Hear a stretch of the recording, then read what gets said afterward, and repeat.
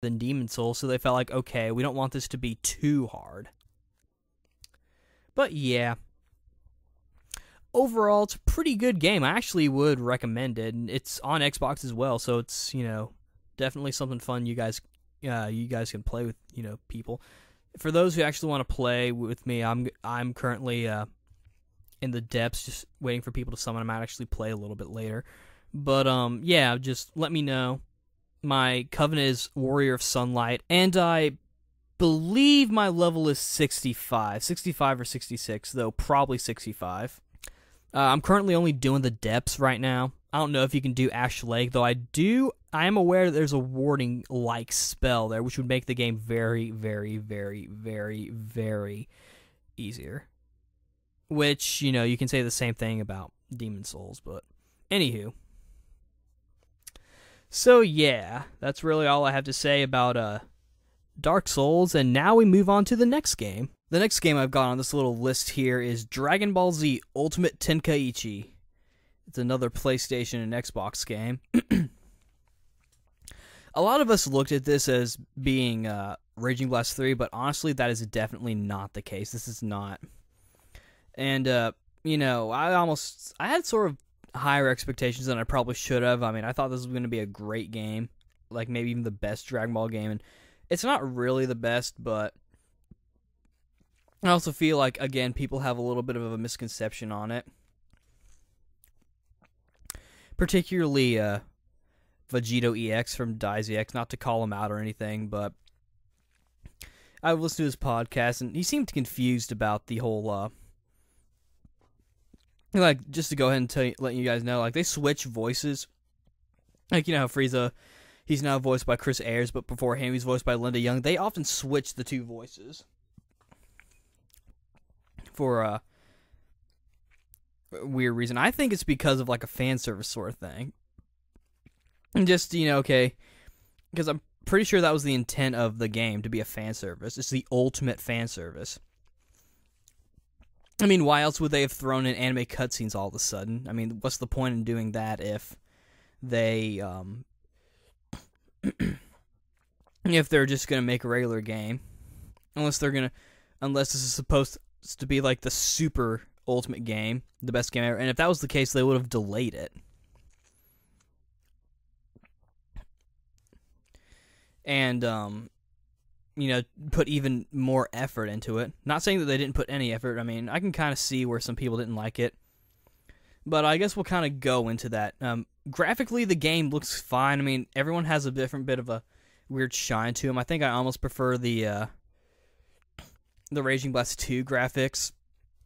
Gameplay-wise, that is definitely the better game. But anyway, with with Ultimate Tenkaichi, the battle system, it's kind of weird. It's almost kind of like Star Ocean, where you have a range, attacks, which are your key blasts, and then you have your melee attacks. But then, they do, this little, rock, paper, scissors kind of game where, if you win, you, basically volley the friggin' guy, and that's, the ultimate way to win and do the most damage. And that's also, the best way to get your key up so you can shoot your energy blasts. I mean, the entire game is almost most of the battles are just one big event. There isn't that much fighting. Which makes the game a little less of a... it's almost like Burst Limit, except Burst Limit kind of did it correctly in the sense that, one, you could turn them off if you really wanted to. And two, they were just these short things that would happen. Well, in this game, the entire battle system's kind of built from this little rock, paper, scissors thing.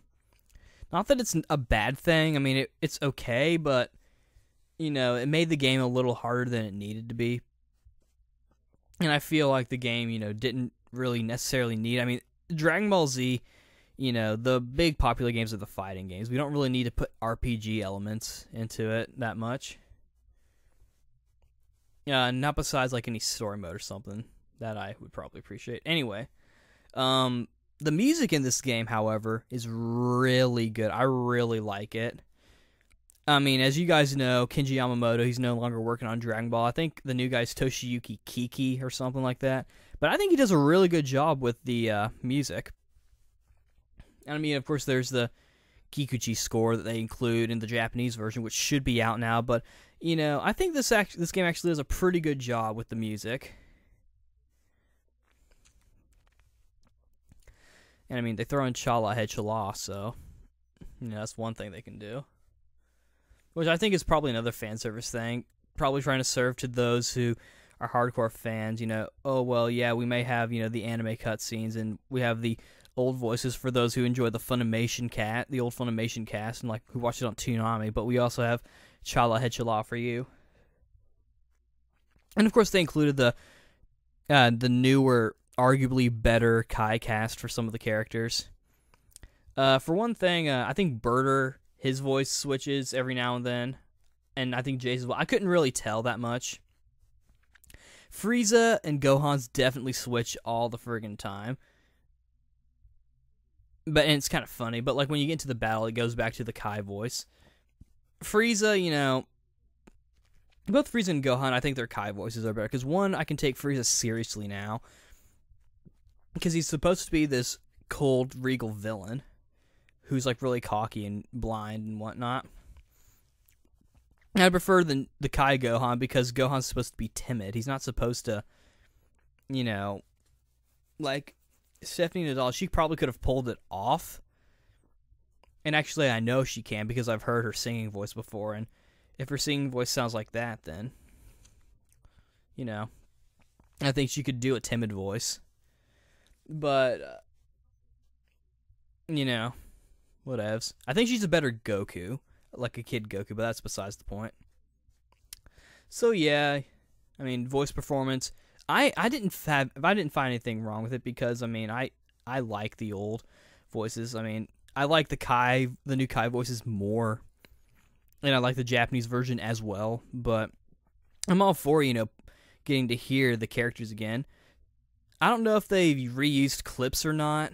I'm not entirely sure, but I'm pretty sure Funimation can get a hold of the cast. I mean, they definitely could get Damian Clark, because one, he's doing Kai as Cell, and two, he's doing Togoro, I think, again, in case they have to redo some lines for the Blu-rays of Yu Yu Hakusho. But, yeah. But the music really, it's really good. I really like the music. It really pumps you up, and it's like this little rock thing. It's almost like a weird kind of different sort of, Dynasty Warriors kind of thing, except they don't use like the same kind of style and chords. But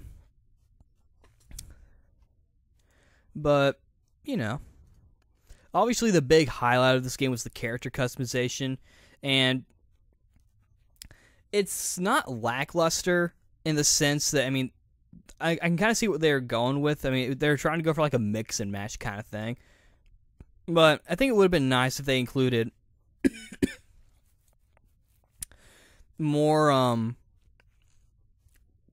options for like colors, because you could only do like groups of colors, so you were limited to what you could actually color. Let's see. You were forced to be a Saiyan, and a male Saiyan at that. Now we kind of have a female Saiyan if you've been keeping up with Dragon Ball Heroes, with what they've been doing, so we technically have a female Saiyan at this point.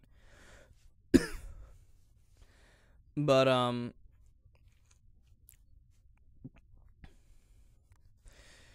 don't really know what else I can say about that. But you have the choice of having a scouter or without one.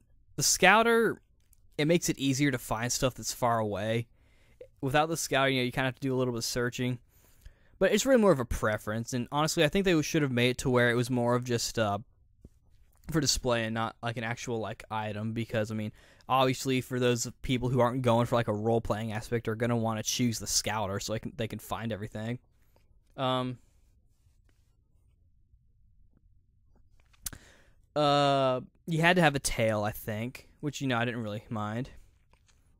And of course I got my red hair and whatnot. As far as the actual clothes and hair, they took stuff from like Dragon Ball Z.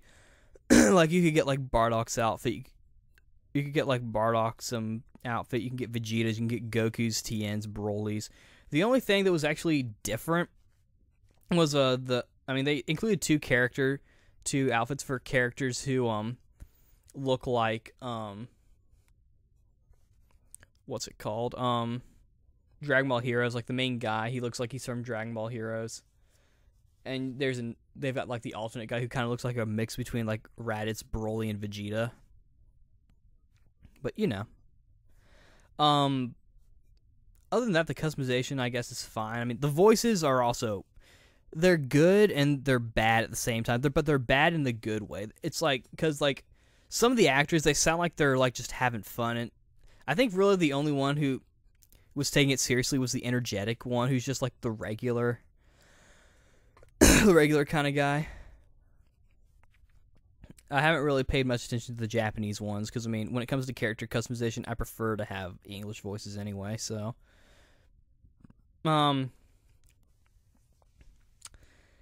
so like for example, the cool voice is basically a black guy, like a toned down black guy. Like it's either it's like a black guy who's like been living in like a white neighborhood all his life, or a white guy trying to do a lame impersonation of a black guy. And the cocky one that's like some guy from Boston. He says cheese and crackers at one point. And I chose the energetic, which is basically the soft-spoken, no, not really, like the polite Canadian. He's like, well, if you don't want to, That's the impression I got. I mean, that really just came from Dynasty Warriors 6 Empires, but, My guy, in case you guys care, he looked pretty much the same as the regular, like, the default guy, except his gi was blue and white, and he had red hair, and his skin was lighter.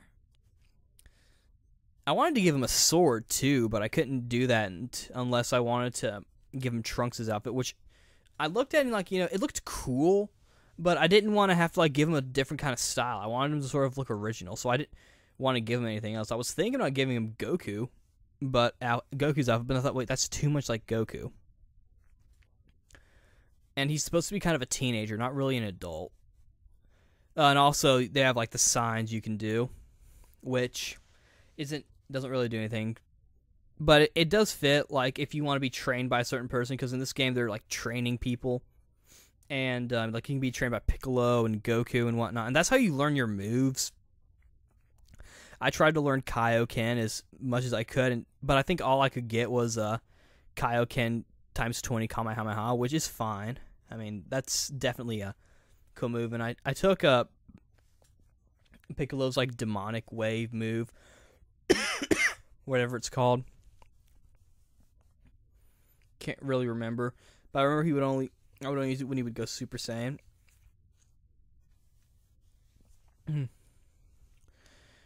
But, I mean, there's the story mode, but, as we're talking about the character customization, the actual, like, legit different story comes from this mode, where basically the world's going into chaos, and, you decide to stand up and go collect the Dragon Balls, and you think that Piccolo's the one who made the world crap, and then it turns out that it wasn't. It was Omega Shenron. How lame is that? Honestly, in my opinion, we've got the I mean, I always look at the Raging Blast games as sort of, because I consider this game, a Raging Blast game, especially considering it's called Ultimate Blast in Japan. But I noticed that the game, the like Raging Blast 1, the big thing was Super Saiyan 3 Broly and Super Saiyan 3 Vegeta. And then, of course, Raging Blast 2 was the whole, what's that guy's name? It's not Hirudegarn, it's like the guy from Plan to Eradicate the Saiyans, and they included Plan to Eradicate the Super Saiyans, which was cool and all, because I never really got a chance to actually watch it, at least not in English. And by English, I mean English subtitled. Anyway, but this one, I guess the big thing was the character creation. It's like, oh, we want to surprise them with a cool character? Okay, we'll let them make their own. Like, that's cool enough, but what about Super Saiyan